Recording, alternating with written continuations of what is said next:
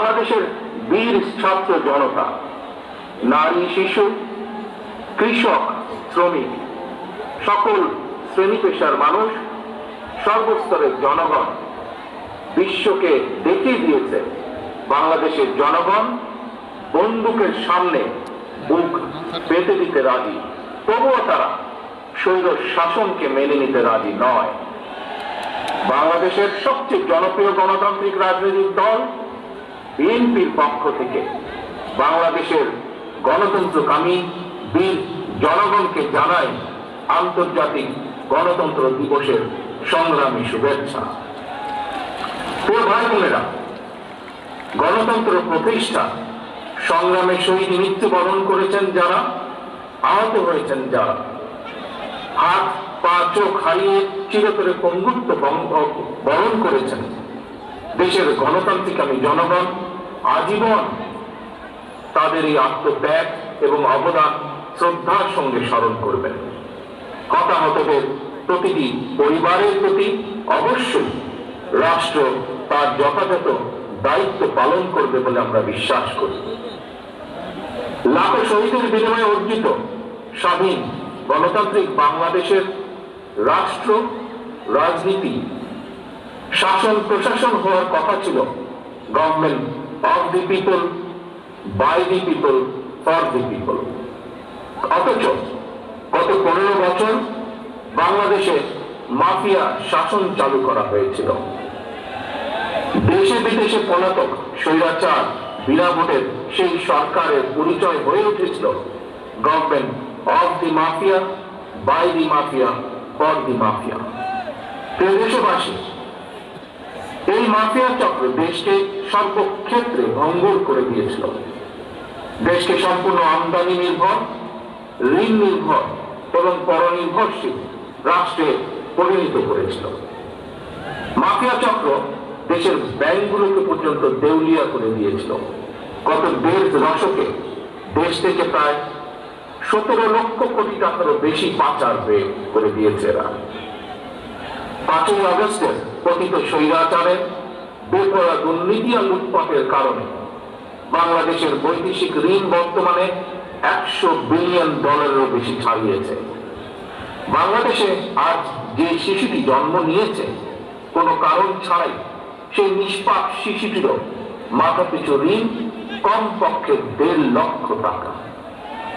প্রিয় ভাই বোনেরা, মাফিয়া চক্র দেশকে শুধু অর্থনৈতিক ভাবে ভঙ্গুর করে দেয়নি, দেশের আর্থসামাজিক, সাংস্কৃতিক এবং রাজনৈতিক রীতিনীতিকেও ধ্বংস করে দিয়েছে। প্রতিটি সাংবিধানিক এবং বিধিবদ্ধ প্রতিষ্ঠান অকার্যকর করে ফেলা হয়েছিল। খোদ বিচার বিভাগকেই ফ্যাসিবাদের সূতিকাগারে পরিণত করা হয়েছিল।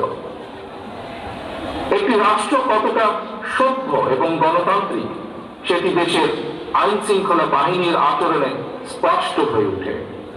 কিন্তু মাফিয়া চক্র দলীয় স্বার্থে ব্যবহার করতে গিয়ে দেশের আইন শৃঙ্খলা বাহিনীকেও সম্পূর্ণ বিপর্যস্ত করে দিয়েছে। গণতন্ত্রকামী প্রিয় ভাই ও বোনেরা, অন্যায়, অনিয়ম আর অরাজকতার বিরুদ্ধে গণবিস্ফোরণে মাফিয়া চক্রের প্রধান দেশ ছেড়ে পালানোর পর দেশে মাফিয়া শাসন শোষণের অবসান ঘটেছে। পতিত স্বৈরাচারের পলায়নের মধ্যে দিয়ে একটি গণতান্ত্রিক, মানবিক বাংলাদেশ গড়ার পথে প্রধান বাধা হয়তো দূর হয়েছে, তবে বাধা দূর হলেও মাফিয়া চক্রের রেখে যাওয়া 15 বছরের জঞ্জাল কিন্তু এখনো দূর হয়নি। তবে মাফিয়া চক্রের প্রধান দেশ ছেড়ে পালালেও মাফিয়া চক্রের বেনিফিশিয়ারি অপশক্তি প্রশাসনের ভেতরে থেকে কিংবা রাজনীতির ছদ্মবরণে অন্তর্বর্তীকালীন সরকারকে চ্যালেঞ্জ ছুড়ে দেওয়ার অপচেষ্টা কিন্তু অব্যাহত রেখেছে। প্রিয় দেশবাসী, ভাই ও বোনেরা, বর্তমান অন্তর্বর্তীকালীন সরকার হাজারো শহীদের রক্তের বিনিময় লক্ষ কোটি জনতা গণ অভ্যুত্থানের ফসল। এই সরকারের কোনো কার্যক্রম সকলের কাছে হয়তো সাফল্য হিসাবে বিবেচিত নাও হতে পারে, কিন্তু এটি আমাদের প্রত্যেককে মনে রাখতে হবে, এই সরকারের ব্যর্থতা আমাদের সকলের ব্যর্থতা, বাংলাদেশের পক্ষের গণতান্ত্রিকামী জনগণের ব্যর্থতা। সুতরাং এই অন্তর্বর্তীকালীন সরকারকে কোনোভাবেই ব্যর্থ হতে দেওয়া যাবে না। দেশে বিদেশে থেকে নানা রকমের উস্কানিতেও জনগণ অন্তর্বর্তীকালীন সরকারকে ব্যর্থ হতে দেবে না। তবে অন্তর্বর্তীকালীন সরকার যাতে নিজেরাই নিজেদের ব্যর্থতার কারণ না হয়ে দাঁড়ায়, সে ব্যাপারে তাদেরকেও সতর্ক থাকতে হবে। বাংলাদেশ কিংবা যে কোনো দেশেই গণ অভ্যুত্থানের মাধ্যমে গঠিত সরকার অবশ্যই জনগণের সরকার। জনগণের রাজনৈতিক ক্ষমতায়নের মাধ্যমে একটি নির্বাচিত সংসদ এবং সরকার প্রতিষ্ঠায় অন্তর্বর্তীকালীন সরকারের সকল সংস্কার কার্যক্রমের প্রথম এবং প্রধান টার্গেট হওয়া জরুরি। এজন্যই আমরা মনে করি অগ্রাধিকার ভিত্তিতে জনগণের ভোটে নির্বাচিত প্রতিনিধিদের দ্বারা জবাবদিহিমূলক সরকার এবং সংসদ প্রতিষ্ঠার লক্ষ্যকে সামনে রেখেই সংস্কার কার্যক্রম এগিয়ে নেওয়া দরকার। কারণ জনগণের রাজনৈতিক ক্ষমতায়ন ছাড়া সংস্কার কার্যক্রমে প্রক্রিয়ায় জনগণের সরাসরি সম্পৃক্ততা ছাড়া উন্নয়ন, গণতন্ত্র কিংবা সংস্কার কোনোদিকেই টেকসই এবং কার্যকর হয় না।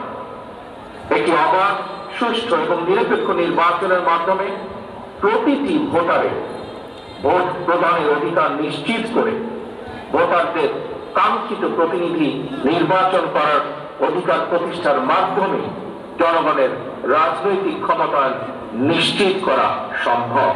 এবং সেই লক্ষ্যে বিশেষ করে নির্বাচন কমিশন, জনপ্রশাসনের সংস্কার এবং আইন শৃঙ্খলা বাহিনীকে সক্ষম এবং উপযুক্ত করে তুলতে হবে। অগ্রাধিকার ভিত্তিতে পদক্ষেপ নিতে হবে। অন্তর্বর্তীকালীন সরকার ইতিমধ্যে বেশ কিছু ক্ষেত্রে সংস্কার কার্যক্রম হাতে নিয়েছে। তবে আমরা মনে করি অন্তর্বর্তীকালীন সরকার এজেন্ডা সেটিং এর ক্ষেত্রে অগ্রাধিকার ভিত্তি নির্ধারণ করতে না পারলে গণ অভ্যুত্থানের সাফল্য ব্যাহত করতে ষড়যন্ত্রকারী নানা চক্র সুযোগ গ্রহণ করতে পারে এবং এরই ভিতর এর কিছু কিছু আলামত আমরা দেখতে পাচ্ছি। প্রিয় দেশবাসী, এবারের গণ অভ্যুত্থানের চরিত্র অতীতের যে কোনো গণ অভ্যুত্থানের চেয়ে ব্যতিক্রম। কেন ব্যতিক্রম? কারণ পলাতক স্বৈরাচারের অবৈধ শাসনকালে সকল গণতান্ত্রিক অধিকার, মানবাধিকার হারিয়ে জনগণ পরাধীনতার শৃঙ্খলে আবদ্ধ হয়ে পড়েছিল। এমনকি হুমকির সম্মুখীন ছিল দেশের স্বাধীনতা ও সার্বভৌমত্ব। তাই এবারে গণ অভ্যুত্থানের মধ্যে দিয়ে কেবল মানুষের অধিকারই প্রতিষ্ঠিত হয়নি, দেশের স্বাধীনতা, সার্বভৌমত্ব রক্ষা পেয়েছে। দেশ এবং জনগণ এখন স্বাধীন। গুম, খুন, অপহরণ আর বিভীষিকাময় আয়নাঘরের আতঙ্ক মুক্ত। স্বাধীনতা, সার্বভৌমত্ব রক্ষার পর এবার দেশ এবং জনগণের স্বাধীনতা সুরক্ষায় প্রথম কাজ হতে হবে রাষ্ট্র এবং সমাজে মানুষের গণতান্ত্রিক অধিকার এবং লুণ্ঠিত ভোটের অধিকারকে পুনঃপ্রতিষ্ঠিত করা। তার প্রিয় ভাই ও বোনেরা, দেশে বর্তমানে প্রায় 12.5 কোটি ভোটার। এর মধ্যে 2009 সাল থেকে এ পর্যন্ত ভোটার তালিকায় প্রায় 2.5 কোটিরও বেশি নতুন ভোটার সংযুক্ত হয়েছে। ভোটার হবার পর তরুণ প্রজন্মের এই 2.5 কোটিরও বেশি ভোটার একটিও জাতীয় নির্বাচনে ভোট দেবার সুযোগ পায়নি। ভোট দিয়ে তারা তাদের কাঙ্ক্ষিত জনপ্রতিনিধি নির্বাচন করতে পারে অথবা তাদের নিজেরাও কেউ ভোটে নির্বাচিত হয়ে জনগণের প্রতিনিধিত্ব করার সুযোগ পায় কিংবা প্রবিধান যাই থাকুক, জনগণের রাজনৈতিক এবং অর্থনৈতিক ক্ষমতা নিশ্চিত করা না গেলে, সংস্কার প্রক্রিয়ায় জনগণকে সম্পৃক্ত করা না গেলে শেষ পর্যন্ত কোনো সংস্কার কার্যক্রমেই কার্যকরী ফল পাওয়া যাবে না। প্রিয় দেশবাসী, ভাই ও বোনেরা, রাষ্ট্র, রাজনীতি এবং রাজনৈতিক দল হিসেবে বিএনপি দলীয় রাজনৈতিক কার্যক্রম সংস্কারের লক্ষ্যে প্রথমে 2022, পরবর্তীতে 2023 সালে বাংলাদেশের পক্ষের গণতান্ত্রিক রাজনৈতিক দলগুলোর প্রতিনিধিদের উপস্থিতিতে 31 দফা কর্মসূচি ঘোষণা করেছিল। তবে ঘোষিত 31 দফাই শেষ কথা নয়। বিএনপি মনে করে রাষ্ট্র কিংবা রাজনীতি সকল ক্ষেত্রে সংস্কার কার্যক্রম একটি ধারাবাহিক এবং চলমান প্রক্রিয়া। সুতরাং রাষ্ট্র এবং রাজনীতি সংস্কারে বিএনপি ঘোষিত 31 দফা সংস্কার কর্মসূচির আরো প্রয়োজনীয় পরিমার্জনকেও বিএনপি স্বাগত জানায়। এমনকি কেউ যদি মনে করে একটি উন্নত এবং নিরাপদ বাংলাদেশের জন্য আরো নতুন রাজনৈতিক দলের প্রয়োজন রয়েছে, তাতেও দোষের কিছু নেই। কারণ শেষ পর্যন্ত জনগণই চূড়ান্ত সিদ্ধান্ত নেবে। জনগণ কাকে সমর্থন জানাবে কিংবা কাকে সমর্থন দেবে না, এটি তাদেরই চূড়ান্ত বিষয়। এ কারণে বিএনপি বরাবর জনগণের ভোটের অধিকারের উপর জোর দিয়েছে। বিএনপি মনে করে একমাত্র অবাধ সুষ্ঠু নির্বাচনের মাধ্যমেই রাষ্ট্র, রাজনীতি এবং রাজনৈতিক বন্দোবস্তের সঙ্গে জনগণের প্রত্যক্ষ অংশদারিত্ব তৈরি হয়। গণতান্ত্রিক আমি প্রিয় ভাই ও বোনেরা, গণ অভ্যুত্থান কিংবা সংস্কার কার্যক্রম নিয়ে রাজনীতির মাঠে নানা রকম কথা হচ্ছে।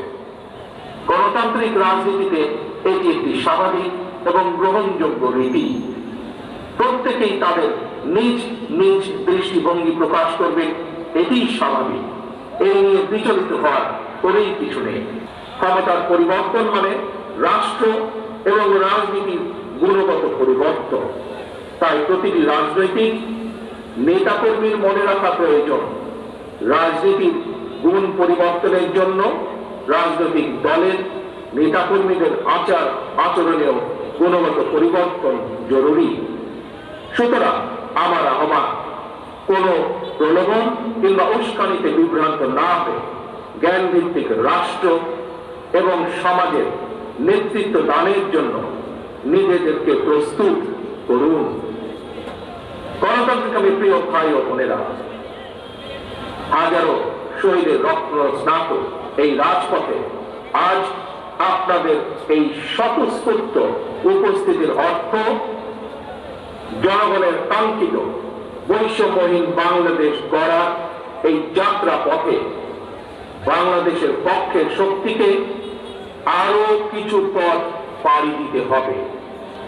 তবে সেই পথ অবশ্যই নয় সন্ত্রাস, সংঘর্ষ, প্রতিশোধ কিংবা প্রতিহিংসা, বরং সেই পথ হবে ধৈর্য, সহনশীলতা এবং সমঝোতা।